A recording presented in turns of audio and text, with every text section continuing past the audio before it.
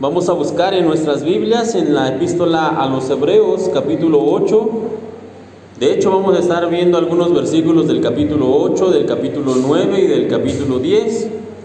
El mensaje de esta mañana tiene por título Un mejor pacto y viene dentro de la serie de sermones Jesús es superior, donde hemos estado hablando de la epístola de Hebreos en este mes. Y antes de pasar como tal a la predicación, me gustaría que iniciemos con una oración, así que les voy a pedir que cierren sus ojos y vamos a orar. Amoroso Padre Celestial, te damos gracias en esta mañana por la oportunidad de comenzar esta semana aquí en tu casa reunidos. Y te pedimos por favor tú bendigas este tiempo de predicación, me ayudes a mí para poder compartir de manera correcta el mensaje, que bendigas a mis hermanos que están aquí, que podamos estar listos con toda atención para poder recibir lo que proviene de ti.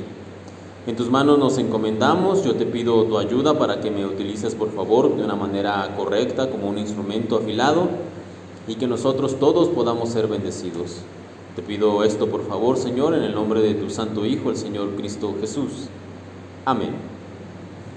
Y pues bien, como estaba ya mencionando, vamos a continuar en esta mañana con los mensajes de este mes de noviembre 2019. Y hemos estado hablando en las últimas semanas de la epístola de Hebreos. De hecho, en la primera semana escuchamos a manera de introducción cómo Dios, por medio del escritor de Hebreos, nos deja en esta carta un mensaje o una idea muy clara que va a estar repitiendo a lo largo de la carta. Y ese mensaje, esa declaración es que Cristo es superior. ¿Recuerdan? Vimos que Cristo es superior a los ángeles, que Cristo es superior a sus siervos, Cristo es superior a Moisés, Cristo es superior a la ley incluso. Esa es la primera idea, lo que vimos la primera semana. Después, la segunda semana, revisamos lo que el escritor de Hebreos denomina como los rudimentos de la doctrina de Cristo, estos elementos fundamentales en los que el Señor Jesús basó su predicación, y después los apóstoles fue lo primero que estuvieron predicando cuando salieron a sus distintos viajes.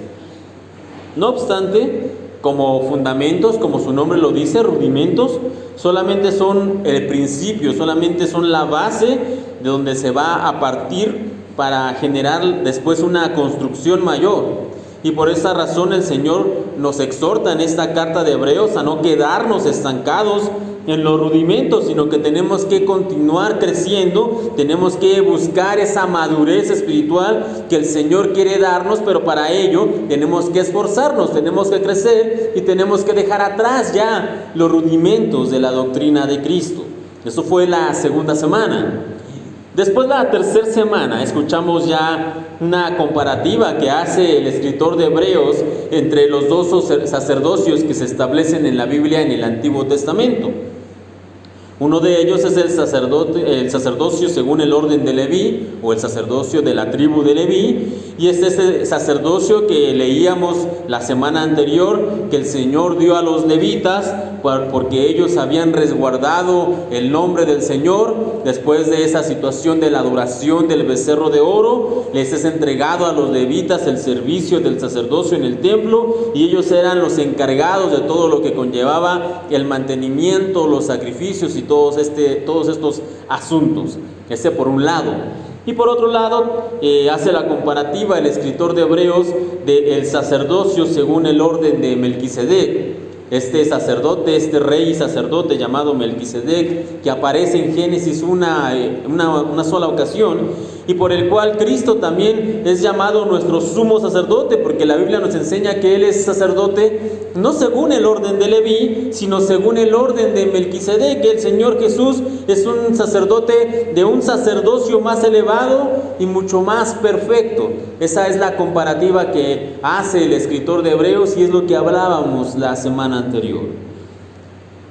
Y después de todo esto que acabamos de mencionar, el escritor de Hebreos dice que para él todo lo que acabamos de hablar, todos los primeros 7 capítulos de la carta a los Hebreos, para el escritor solamente son la introducción. El escritor escribe los primeros 7 capítulos de la epístola de Hebreos solamente para dejar en claro el punto que él realmente quiere llevarnos, lo más importante para este escritor. Y ahora sí, acompáñenme por favor en su Biblia, en Hebreos capítulo 8.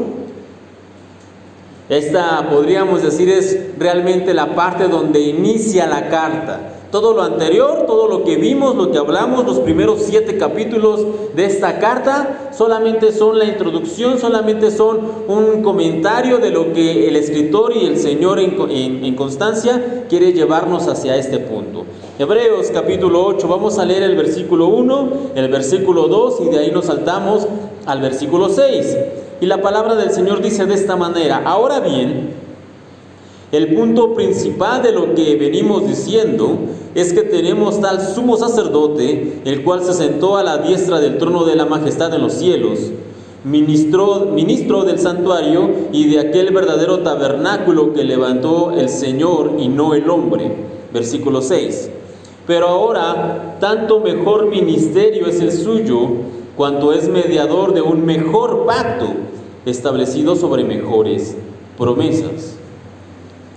Ahora bien, hasta ahí nada más.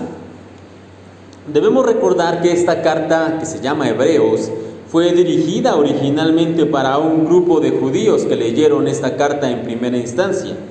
Y estos judíos que recibieron la carta originalmente, y ahora nosotros juntamente con ellos, debemos saber que en Jesucristo, en la persona del Hijo de Dios, nosotros tenemos ahora la posibilidad de ser partícipes de un nuevo y mejor pacto entre Dios y los hombres. Y sin embargo, para poder establecer y para poder entender a cabalidad este nuevo y mejor pacto, tenemos que hacer una comparativa, una justa comparación entre el pacto antiguo, el pacto anterior, y entre el nuevo pacto, el pacto que el Señor está haciendo ahora con los hombres por medio de su Hijo Jesucristo. Así que vamos a revisar en esta mañana algunos aspectos. De hecho solamente van a ser 3 puntos muy específicos entre el antiguo pacto y el nuevo pacto, que de hecho encontramos ahí en la epístola de Hebreos, y vamos a revisar estos 2 pactos, vamos a revisar estos 3 puntos de cada uno de ellos, vamos a contrastarlos y vamos a llegar a la conclusión de cómo este nuevo pacto que el Señor ha hecho por medio de Jesucristo es mejor que el anterior. Así que si usted ya tiene algún tiempo asistiendo en la iglesia, no necesariamente esa, sino asistiendo en general a la iglesia, seguramente ha escuchado usted la siguiente expresión: Dios es un Dios de pactos. ¿Ha escuchado alguna vez esa expresión? Tenemos un Dios de pactos, Dios es un Dios de pactos. Y muchas veces se habla sobre esto de que Dios es un Dios de pactos, pero debemos entender una cosa, que cuando nosotros vamos al Antiguo Testamento, donde encontramos los pactos que el Señor hizo con sus siervos, estas situaciones de hecho son elementos o situaciones muy concretas y específicas. El Señor que encontramos en el Antiguo Testamento no es un Señor que se la pasa haciendo un pacto a diestra siniestra con todo mundo. No, de hecho, cuando el Señor hace un pacto, el Señor lo hace con ciertos siervos y en situaciones muy específicas. Por tanto, y a manera solamente de comentario y para que lo tengamos muy presente, este hecho de decir que tenemos un Dios de pactos como tal, o que podemos hacer pactos con el Señor, no tiene ningún fundamento bíblico. Si bien es cierto que el Señor sí hizo pactos y sí encontramos a Dios haciendo pactos en la Biblia, en el Antiguo y Nuevo Testamento, esos pactos que el Señor hizo, los hizo solamente con siervos muy puntuales en situaciones muy específicas. No es que el Señor ande haciendo pactos, reitero, cada tercer día o con cualquier persona que se cruza en cualquier momento. No, los pactos de Dios son cuestiones y situaciones muy concretas y muy especiales. Ahora, si habláramos de cuestión de promesas, ahí sí es un asunto completamente distinto. La Biblia en efecto contiene muchas, de hecho cientos de promesas de parte de Dios para sus hijos, pero en cuanto a pactos, reitero, estas son solamente situaciones muy puntuales en las cuales encontramos a Dios haciendo un pacto con un siervo o un pacto con su pueblo. Y una de esas situaciones en las cuales encontramos uno de esos pactos va a ser entre Dios, Moisés y la nación de Israel. Usted lo puede encontrar en el libro de Éxodo, en el Antiguo Testamento, del capítulo 19 al capítulo 24. No nos vamos a detener en esta mañana a leerlo como tal. Anote la cita, Éxodo del capítulo 19 al capítulo 24, y puede leerlo usted con tranquilidad esta semana. Y ahí sucede que el Señor, por medio precisamente de un pacto, ratifica a la nación de Israel como su pueblo escogido.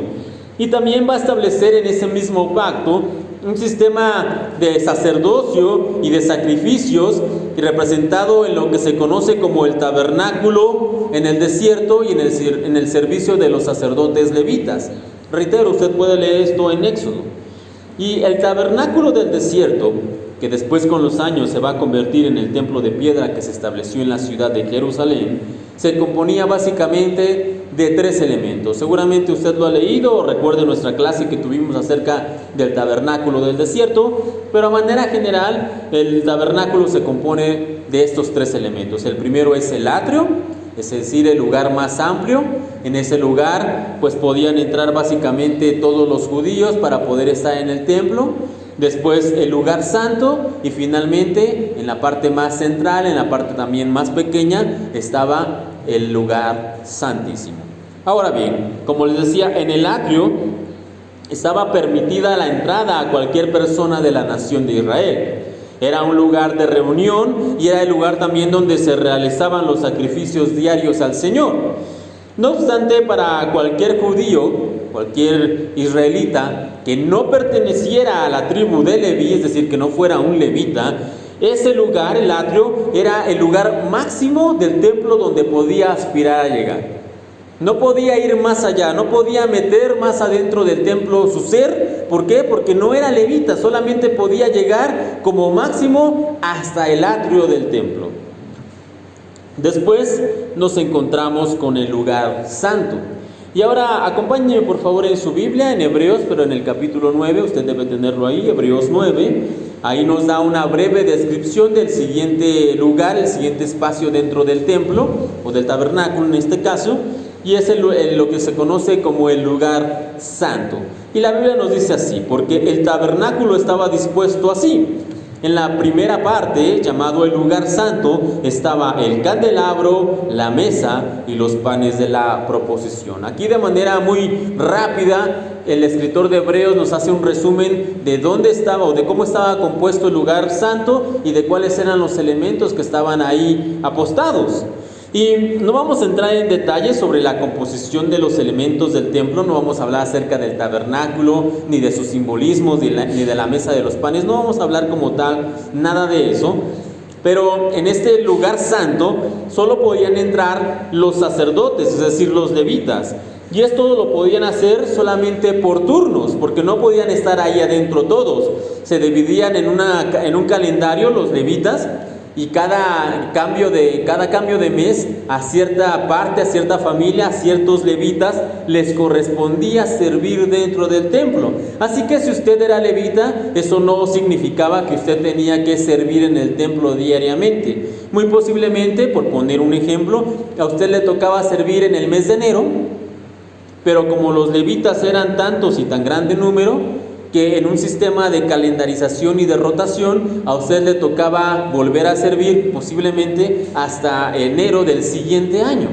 Por lo tanto, usted no tenía que estar todos los días sirviendo ahí en el templo. Había una rotación de diferentes familias de la tribu de Leví que iban sirviendo poco a poco en el templo para que todos cumplieran su función de servicio y de mayordomía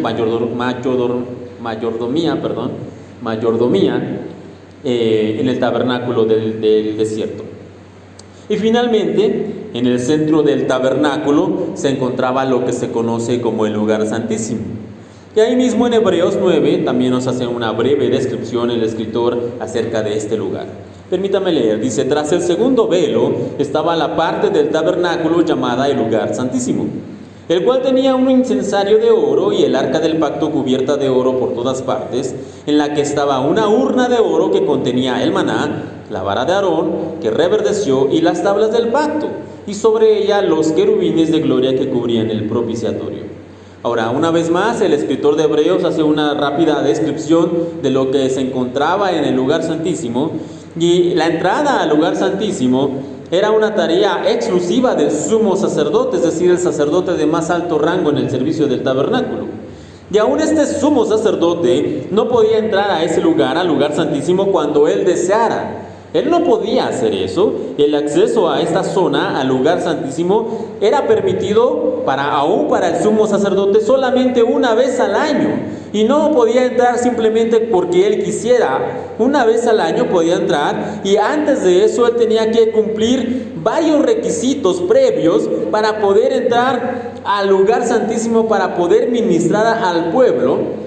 Y de hecho tenía que ser tan meticuloso con el cumplimiento de los requisitos para poder entrar a ese lugar, que si no lo hacía de manera prácticamente perfecta, el sumo sacerdote podía morir. De hecho, uno de los requisitos o de los elementos que el sacerdote tenía que cumplir para poder entrar y ministrar en el lugar santísimo es que tenía que entrar con una cuerda atada a su tobillo.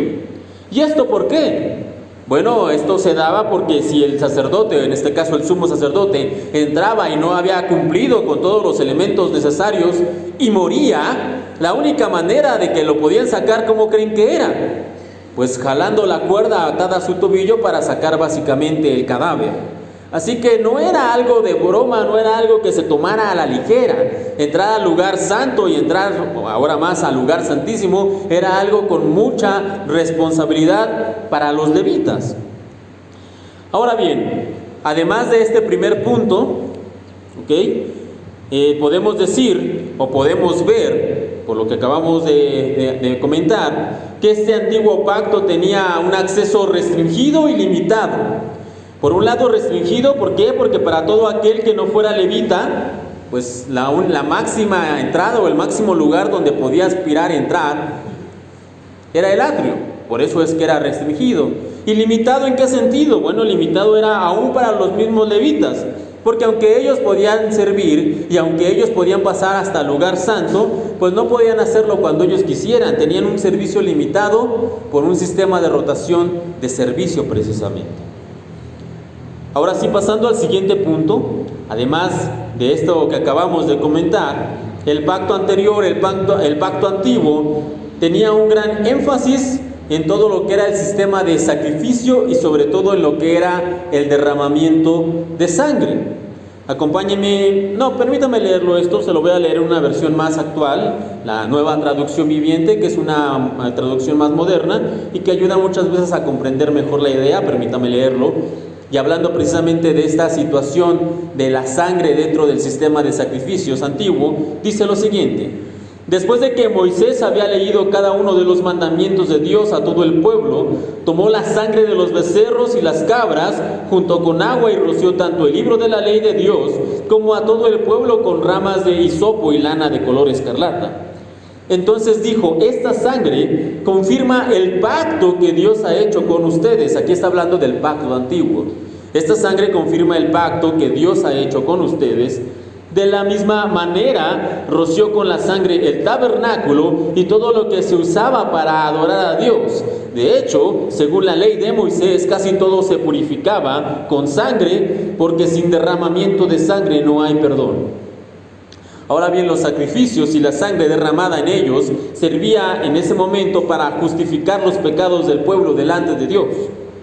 Un cordero inocente, que era lo que demandaba el sistema de sacrificios, tenía que morir y entregar su sangre en lugar del pecador. Y con este sacrificio venía el perdón sobre el pueblo, pero este perdón no era gratuito. Tenía un precio. ¿Y cuál era el precio? ¿Cuál era el costo con el cual venía el perdón? Bueno, la vida de un animal inocente, en este caso un cordero. Y sin embargo, en este sistema de sacrificios y de derramamiento de sangre, pues no había ninguna garantía, es decir, no era perfecto. ¿Por qué? Porque la sangre de los corderos tenía un alcance limitado. Y por ese alcance limitado es que este sacrificio tenía que hacerse de manera continua. Tenía que estarse sacrificando un animal y otro animal y otro animal y otro cordero y otro cordero y otro cordero. ¿Por qué? Porque la sangre de muchos corderos no limpia el pecado. Porque la sangre de muchos corderos solamente era un simbolismo. Porque este hecho de sacrificar a estos animales realmente no limpiaba al pueblo de su maldad. Solamente era una sombra, solamente era un elemento que representaba algo que más adelante iba a venir y que se iba a cumplir. Por lo tanto, podemos concluir que el antiguo pacto, entre muchos defectos que tenía, que podemos ya ir viendo es que era restrictivo, era limitado, era repetitivo y que incluso era insuficiente. Y eso no es todo, sino que además el antiguo pacto también era solamente una copia. Era la versión imperfecta de lo que realmente vio Moisés en el monte cuando estuvo con el Señor. Eso lo podemos leer en Hebreos capítulo 8, versículo 5. Hebreos 8:5, la Biblia nos dice lo siguiente: ellos sirven dentro de un sistema de adoración que es solo una copia, una sombra del verdadero que está en el cielo. Pues cuando Moisés estaba por construir el tabernáculo, Dios le advirtió lo siguiente: asegúrate de hacer todo según el modelo que te mostré aquí en la montaña. Muy bien, en esta parte de Hebreos, que es una cita del Nuevo Testamento que está refiriéndose a otro elemento del Antiguo Testamento, se nos dice que este antiguo pacto nunca fue algo destinado a perdurar. Solamente era un ejercicio de entrenamiento, era una sombra de lo que habría de venir de la mano del Señor Jesucristo. El pacto antiguo solamente fue un recurso temporal que se estableció con la finalidad de mostrar el camino a un nuevo y mejor pacto. Por lo tanto, podemos decir que el antiguo pacto, reitero, solamente era una copia, era una figura, era una sombra del verdadero pacto que se habría de cumplir en el Señor Jesucristo.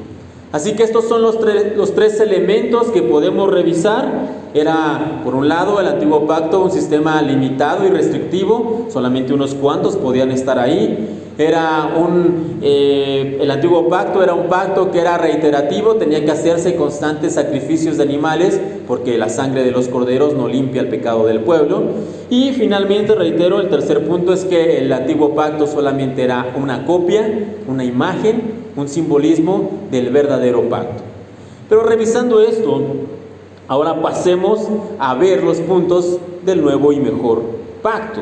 Así que acompáñenme por favor en sus Biblias, allí en Hebreos capítulo 8. Hebreos 8, versículo 6.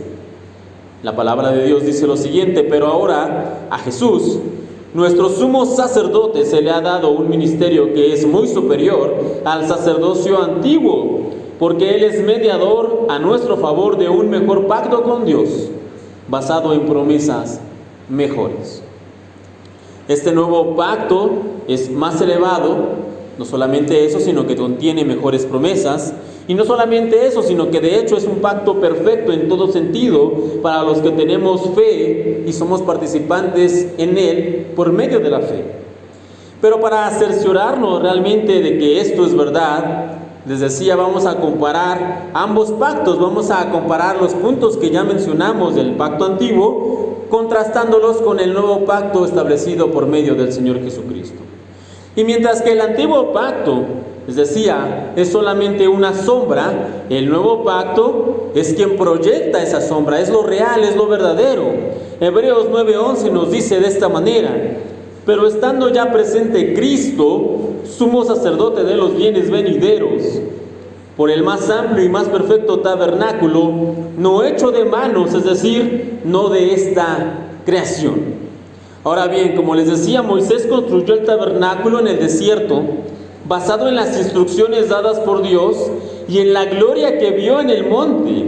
No obstante, por más majestuoso que hubiera sido la edificación que construyó Moisés, solamente era una copia. El tabernáculo del desierto y los posteriores templos, el templo de Salomón, y el templo de Herodes, que fueron construidos años más adelante, solamente eran una copia, eran construcciones hechas por manos humanas y que finalmente estaban destinadas a desaparecer, porque tanto el tabernáculo como el templo de Salomón como el templo de Herodes en estos días ya no existen, quedaron en el pasado.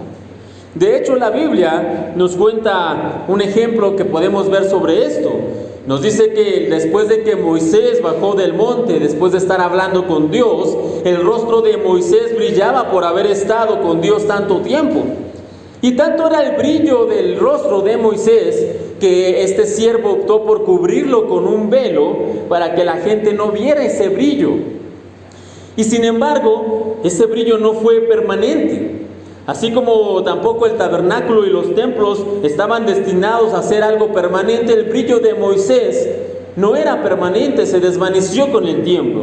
Y hablando precisamente de que este antiguo pacto solamente era una sombra de lo que había de venir, y de que es similar al rostro de Moisés que se desapareció, al brillo, del rostro de Moisés que desapareció con el tiempo. Hablando de esto, Pablo en la segunda epístola a los Corintios, en el capítulo 3, versículo 7 al versículo 11, nos dice lo siguiente: el camino antiguo, es decir, el pacto antiguo, con leyes grabadas en piedra, conducía a la muerte, aunque comenzó con tanta gloria que el pueblo de Israel no podía mirar la cara de Moisés, pues su rostro brillaba con la gloria de Dios, aun cuando el brillo ya estaba desvaneciéndose.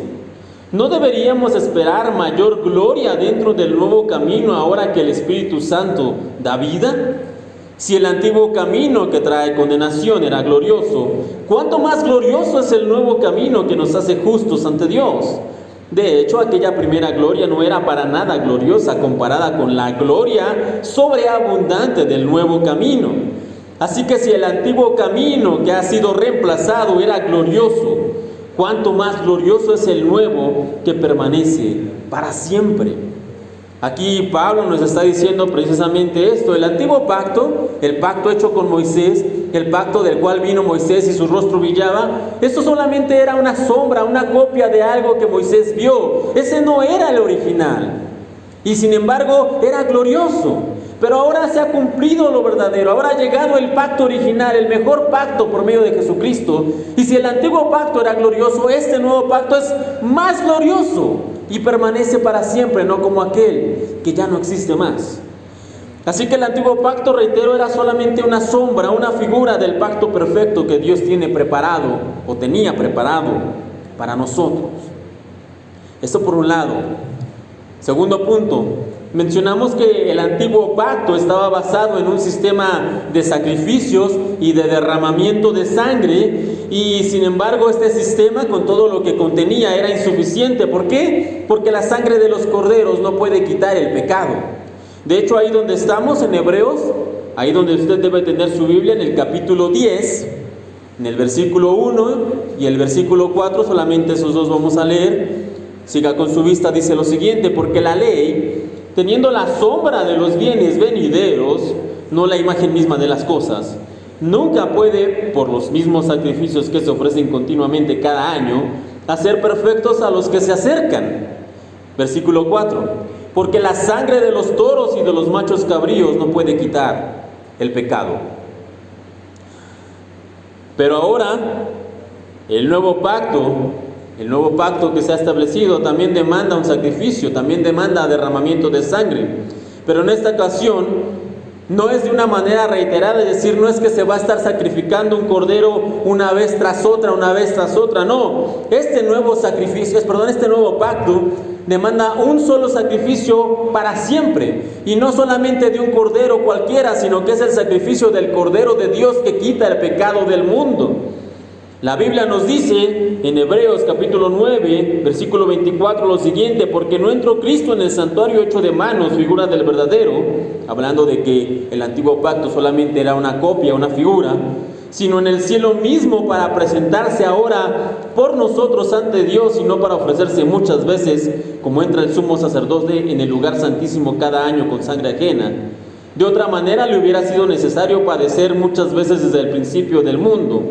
Pero ahora, en la consumación de los siglos, se presentó una vez para siempre por el sacrificio de sí mismo, para quitar de en medio el pecado.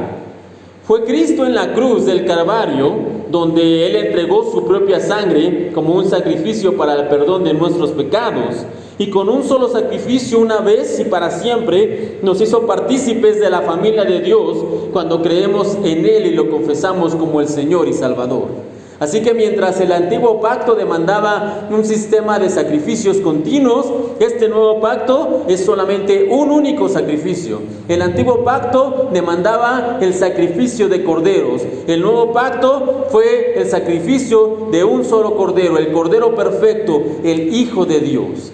Así que en este sentido, el nuevo pacto, una vez más, es superior al anterior pacto. Ahora bien, el antiguo pacto requería de muchos sacrificios para poder funcionar, pero el mejor y nuevo pacto requiere de un solo sacrificio. Y la Biblia nos dice en Hebreos 10:14, porque con una sola ofrenda hizo perfectos para siempre a los santificados. Con una sola ofrenda hizo perfectos para siempre a los santificados. ¿Y a quién se refiere o de quién está hablando aquí cuando habla de que nos ha hecho perfectos? Pues sí, en efecto nos está hablando de nosotros, de aquellos que hemos creído. ¿Y cómo lo hizo? ¿Con una cuestión de sacrificios continuos? No, sino con un solo sacrificio para siempre. Pasemos al tercer punto. También mencionamos que mientras que el antiguo pacto era restrictivo y limitado, porque solamente podían servir los levitas y solamente podían servir en ciertas fechas y en ciertas ocasiones y con ciertos lineamientos muy estrictos, el nuevo pacto nos dice lo siguiente, ahí en Hebreos 10, donde está usted, versículo 19 en adelante. Así que, hermanos, teniendo libertad para entrar en el lugar santísimo por la sangre de Jesucristo, por el camino nuevo y vivo que Él nos abrió a través del velo. El nuevo pacto nos da acceso a Dios, no solo a unos cuantos, y no solamente a los representantes de una tribu, sino a todo aquel que cree, y este acceso no es solamente una vez al año como lo era en el antiguo pacto, sino que tenemos el acceso al trono de Dios en cada ocasión que nosotros necesitamos ir delante de Dios para pedir auxilio, para pedir ayuda. Por esta razón, uno de los versículos que siempre me ha llamado más la atención y que debemos no solamente aprenderlo de memoria, sino que tenemos que aprender a vivirlo, es un versículo que, a riesgo de sonar reiterativo, menciono casi en cada predicación, Hebreos 4:16. Acerquémonos pues confiadamente al trono de la gracia para alcanzar misericordia y hallar gracia para el oportuno socorro. Porque en este nuevo y perfecto pacto nuestra entrada al trono de la gracia está garantizada. Así que tenemos ese acceso, ese libre acceso, y podemos ir delante de Dios y podemos pedir ayuda siempre que lo necesitemos. Por lo tanto, la pregunta aquí es, ¿por qué no lo hacemos? Si Dios, a través de su Hijo Jesucristo, ya ha quitado las restricciones, ya ha roto ese velo, ya nos ha dado a nosotros, sus hijos, el acceso al trono de la gracia, ¿por qué no vamos a pedir ayuda? ¿Por qué no estamos constantemente delante de ese trono pidiendo el apoyo de Dios? Así que entonces, y haciendo un recuento, el pacto antiguo era una sombra, pero el nuevo pacto es el real tabernáculo del cielo. El anterior pacto tenía sacrificios de corderos, los cuales eran insuficientes y nunca servirían para limpiar nuestros pecados. Pero el nuevo pacto requirió solamente de un único sacrificio perfecto, del derramamiento de sangre del Cordero de Dios, para quitar el pecado del mundo. Y tercer punto, el pacto antiguo solo permitía que unos cuantos sirvieran dentro del templo, pero ahora con el nuevo pacto se nos ha dado acceso a todos, y aunque en el pasado solamente los levitas eran parte del sacerdocio de Dios, ahora en fe nosotros creemos que somos todos nosotros llamados no solamente hijos de Dios, sino que somos sacerdotes del Dios Altísimo. De hecho, no hay en Hebreos, pero en otra carta otro de los apóstoles escribió lo siguiente, en Primera de Pedro, capítulo 2, versículo 9, refiriéndose a nosotros los que hemos creído. Mas vosotros sois linaje escogido, real sacerdocio, nación santa, pueblo adquirido por Dios, para que anunciéis las virtudes de aquel que os llamó de las tinieblas a su luz admirable. Así que por lo anterior podemos concluir sin lugar a ninguna duda que este nuevo pacto establecido con la humanidad por medio del sacrificio de Cristo es superior y muchísimo mejor que el anterior pacto establecido con Moisés y con la nación de Israel. Por lo tanto, nosotros ahora, los cristianos, los creyentes, los hijos de Dios, estamos participando, estamos dentro de un nuevo y mejor pacto. Y no solamente es mejor, sino que, como les decía, Y todo aquel que anda en fe en el Señor es partícipe de Él y tenemos mejores promesas. Y una de esas mejores promesas que podemos ver, y ya vamos a ir terminando, es que el antiguo pacto establecía que solamente cierta tribu y solamente ciertas personas con ciertas características podían ser participantes del sacerdocio, es decir, del servicio dentro del templo de Dios. Eso era el antiguo pacto. Pero ahora el nuevo pacto, o con este nuevo pacto, todos nosotros los hijos de Dios hemos sido hechos sacerdotes de Dios. Así que todos nosotros los que estamos aquí, si realmente creemos y tenemos fe, somos nosotros sacerdotes del Dios Altísimo. Y ahora nosotros como sacerdotes no tenemos un código de reglas que debemos seguir y obedecer para ser participantes de este sacerdocio como en la antigüedad los levitas. Si usted va en el libro de Éxodo, en el libro de Levítico, podrá darse cuenta que en la antigüedad, en ese antiguo pacto, había toda una serie de códigos y reglas que los levitas tenían que cumplir en muchos sentidos para poder ser participantes del sacerdocio. Pero ahora nosotros, como hijos de Dios, les decía, somos sacerdotes de Dios. Pero como sacerdotes nosotros no tenemos un código de reglas que debemos seguir y que tenemos que obedecer para ser participantes de ese sacerdocio. No existen como tal. No obstante, el escritor de Hebreos sí nos va a dar una serie de recomendaciones, por llamarlos de alguna manera, para que podamos servir de una mejor manera al Señor. Y son estas 3 recomendaciones con lo que vamos a terminar, no solamente el mensaje de esta mañana, sino esta serie de sermones que hemos estado viendo en este mes. Y ayúdenme buscando ahí en sus Biblias, en Hebreos 10, capítulo 23, Hebreos 10, 23.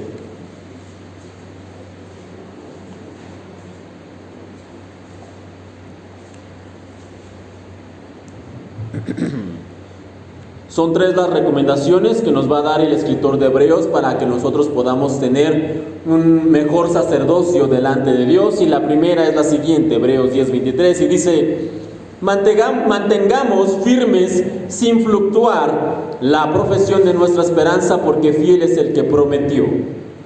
Y me quedo, o vamos a revisar solamente la primera parte: mantengamos firme o mantengámonos firmes.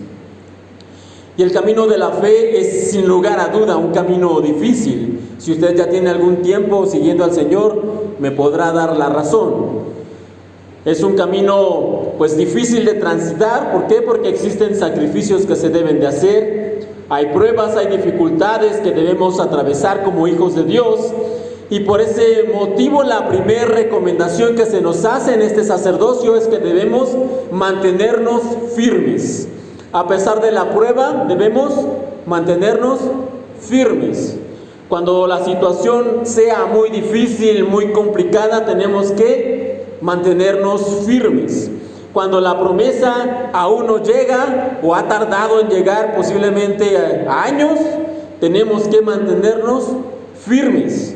Cuando la enfermedad nos tiene en cama, sin esperanza, dolidos, tenemos que mantenernos firmes.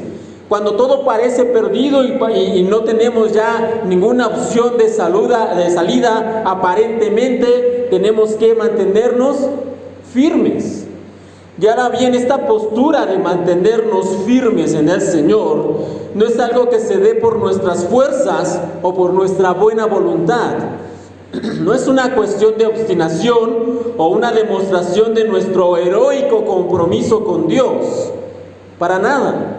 De hecho, se nos pide que nos mantengamos firmes como una forma de demostrar que confiamos en la promesa de Dios.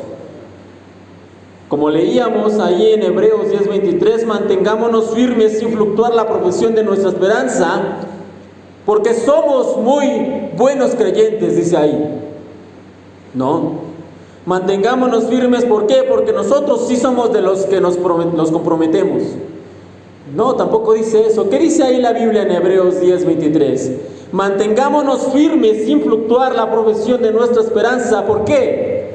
porque fiel es el que prometió, porque fiel es el Señor. Reitero, este asunto de mantenernos firmes no es para que nosotros demostremos cuánto amamos a Dios o qué buenos cristianos somos. No, el Señor nos pide que nos mantengamos firmes como una manera de demostrar que confiamos en Él, que confiamos en sus promesas, que confiamos en que a pesar de que la situación sea muy difícil y complicada, esperamos que Él nos va a ayudar. Por lo tanto, la primera recomendación que nos hace el escritor de Hebreos a nosotros como sacerdotes del Dios Altísimo es que debemos mantenernos firmes. Ahora bien, pasemos a la segunda de estas recomendaciones y esa la encontramos en Hebreos 10:24.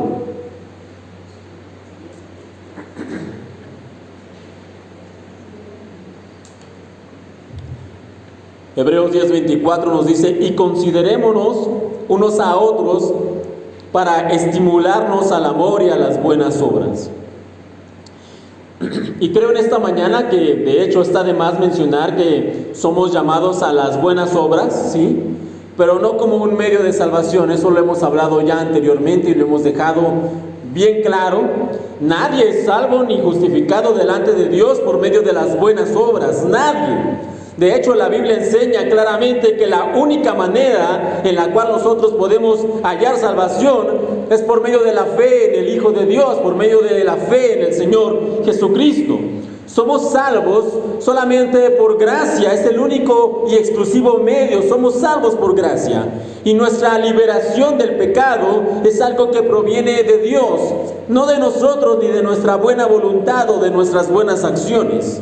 Sin embargo, el Señor sí nos invita a participar de buenas obras, y esto no para ganarnos su favor, ni para complementar nuestra salvación o para ser más amados por Él, para nada. De hecho, Él nos invita a que hagamos buenas obras como una manera de demostrar que tenemos fe en el Señor. El Señor Dios nos invita a nosotros que participemos en buenas obras para que de esa manera nosotros demostremos nuestra fe a los demás. Otro escritor de otra carta, Santiago capítulo 2, versículo 18, hablando de este tema, nos dice lo siguiente: ahora bien, alguien podría argumentar, algunas personas tienen fe y otras tienen buenas acciones. Pero yo les digo, ¿cómo me mostrarás tu fe si no haces buenas acciones? Yo les mostraré mi fe con mis buenas acciones. Así que por lo tanto somos invitados a hacer buenas obras para que el mundo vea el fruto de nuestra fe en Dios. Por eso es que el Señor nos invita a que hagamos buenas obras. Ahora bien, como tercer y última recomendación, les pido que vayan ahí mismo en Hebreos capítulo 10.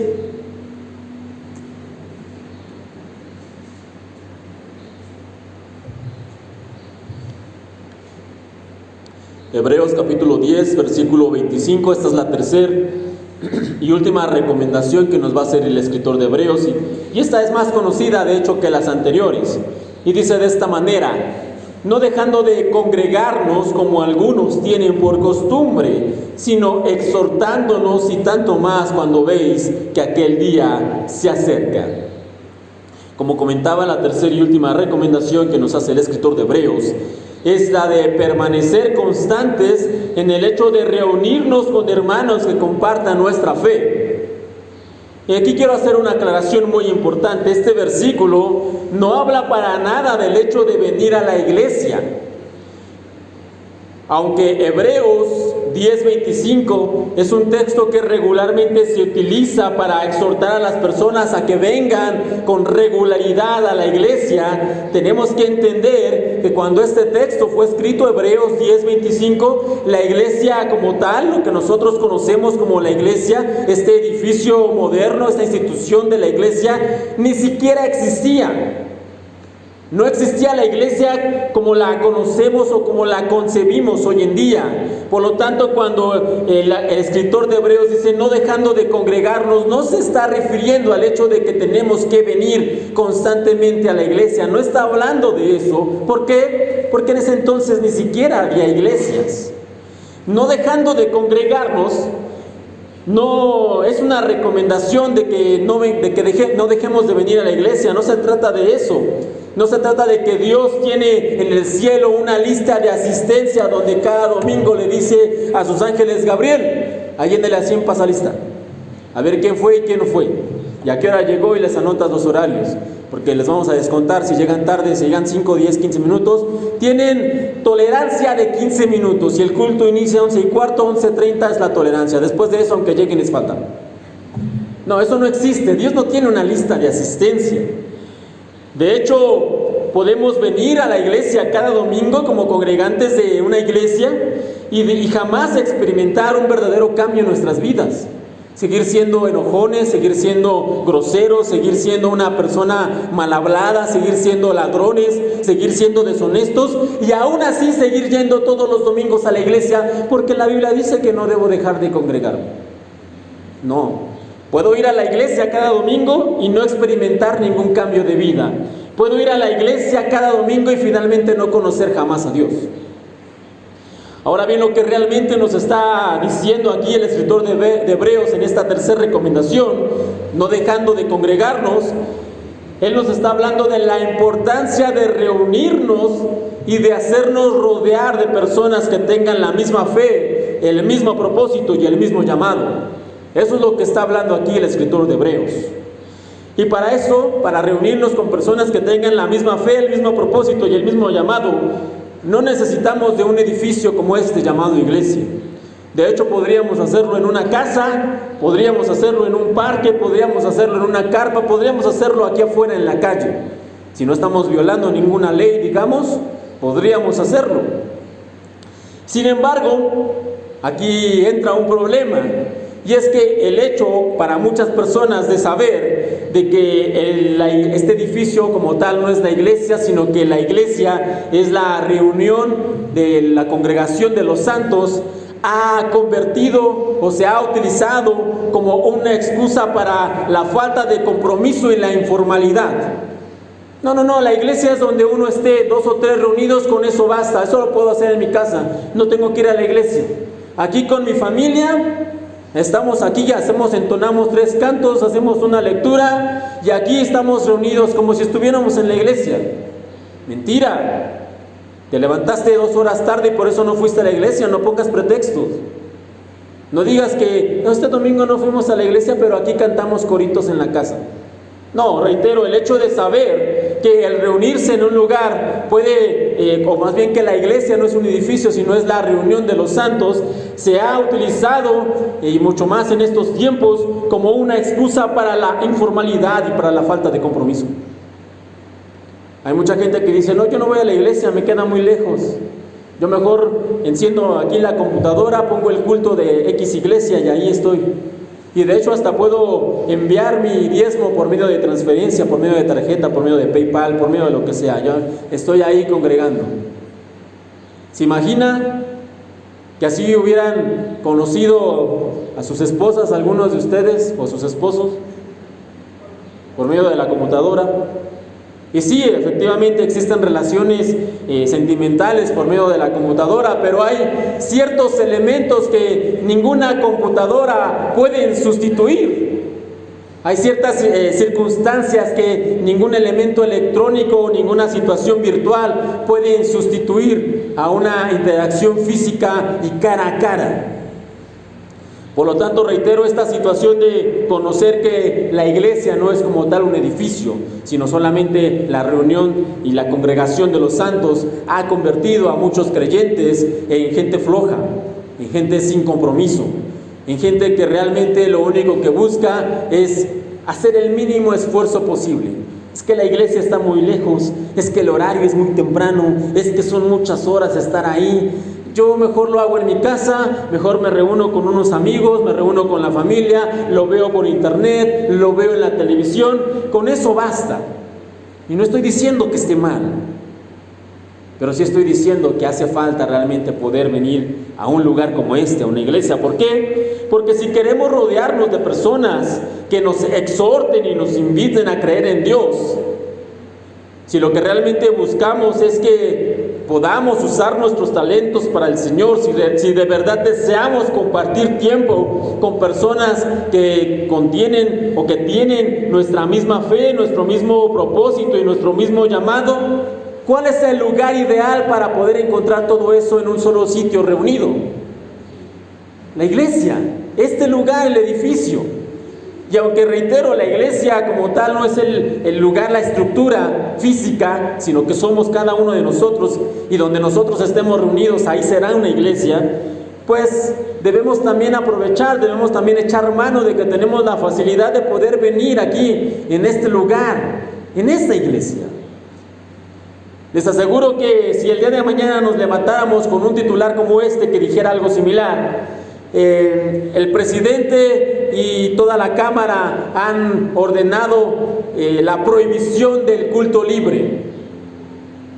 Muchos de los hermanos que no vinieron aquí, el día que que no vinieron aquí este domingo, el día que los viéramos dirían: ¿sabes lo que más extraño? Congregarme como iglesia. ¿Con qué cara dices eso? ¿Con qué cara dices que deseas, que extrañas congregarte si el último domingo que nos dieron libertad ni siquiera viniste? Ni siquiera pudiste estar aquí en la iglesia. Porque muchas veces nosotros así somos. Decimos que extrañamos cosas, pero cuando tenemos libertad de hacerlas, ¿qué hacemos? No venimos, no nos congregamos, no estamos aquí, no somos realmente comprometidos. Nos cuesta trabajo, nos cuesta poder estar aquí, nos da pereza, nos da flojera, no le vemos sentido. Es que yo no le entiendo al predicador, es que siempre entonan las mismas alabanzas, es que realmente no siento que el Señor fluya, es que yo cuando iba a otra iglesia ahí sentía y lloraba y lloraba y lloraba. ¿Y el llanto cambió tu vida en algún sentido? ¿El llanto realmente te hizo algo? No, es que en esta iglesia ahí cuando voy y hago que me tiran en el piso, y decían por ahí: no importa que te tiren en el piso, lo que importa es lo que haces con tu vida cuando te levantas.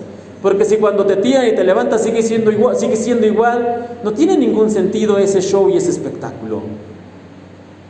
Así que no quisiera alargarme más en este último punto, solamente quería mencionarlo un poco por cuestiones de nuestra situación como iglesia. Pero reitero, aquí la recomendación del escritor de Hebreo, no dejando de congregarnos como algunos tienen por costumbre, en efecto no se refiere al hecho de dejar de venir a la iglesia como tal, no, sino que se refiere al hecho de dejar de congregarnos, de visitarnos, de reunirnos y de rodearnos con personas que comparten nuestra misma fe, nuestro mismo llamado y nuestro mismo propósito. ¿Y esto para qué? Bueno, cuando nosotros nos rodeamos de esas personas que tienen la misma fe, el mismo propósito y el mismo llamado, nos vamos a exhortar mutuamente, nos vamos a apoyar, podemos orar unos por otros, podemos comprendernos, podemos ayudarnos, podemos pues realmente exhortarnos a mejorar, a crecer en el Señor, a madurar en Él. Por eso es que el escritor de Hebreos nos dice esto: debemos buscar rodearnos de personas que tengan la misma fe, el mismo propósito y el mismo llamado. O como reitero, el escritor de Hebreos lo pone ahí: no dejemos de congregarnos, no dejemos de rodearnos de esas personas. En esta mañana vamos a terminar, primero que nada, con la certeza de que por medio de la fe, nosotros ahora somos participantes de un nuevo y mejor pacto.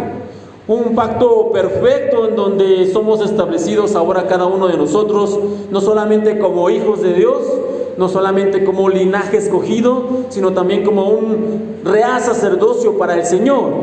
Y en esa función sacerdotal que ahora hemos adquirido, debemos nosotros mantenernos firmes, que son las 3 recomendaciones finales que hemos estado hablando, motivarnos a las buenas acciones y finalmente no dejar de congregarnos. Si nosotros cumplimos con estas 3 cuestiones en nuestro servicio como sacerdotes, vamos a crecer espiritualmente y a madurar en el camino del Señor. Con esto terminamos no solo la predicación, sino esta serie de sermones de Hebreos de este mes de noviembre. Les voy a pedir que cierren sus ojos y vamos a culminar con una oración. Amoroso Padre Celestial, te agradecemos en esta mañana porque podemos estar aquí reunidos, y te pedimos que pongas un firme propósito en nuestros corazones de mantenernos fieles aquí en este lugar, dentro de la medida de lo posible cada domingo, Señor, para poder alabarte, para poder congregarnos aquí con personas que nos inviten y nos exhorten a crecer cada día más en ti. Te agradecemos por este tiempo de predicación y por este mes en el cual nos has permitido hablar acerca de esta carta a los hebreos, en la cual hemos aprendido, Señor, mucho. Hemos aprendido que tu Hijo Jesucristo es superior, hemos aprendido de los rudimentos de su doctrina y que tenemos que avanzar, tenemos que crecer, tenemos que buscar la madurez espiritual que tú quieres para nosotros.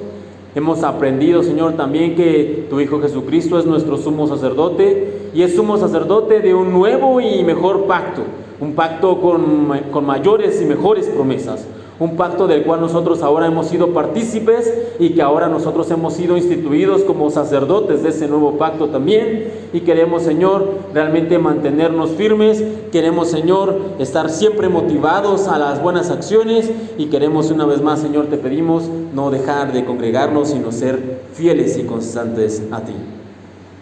También te queremos poner en tus manos esta semana para que nos ayudes en cada una de las actividades cuando salimos y regresamos. Y este domingo lo ponemos en ti para que nos ayudes, nos guardes y nos protejas. En tus manos nos encomendamos, bendito Dios, en el nombre santo y poderoso de tu Hijo, el Señor Cristo Jesús. Amén.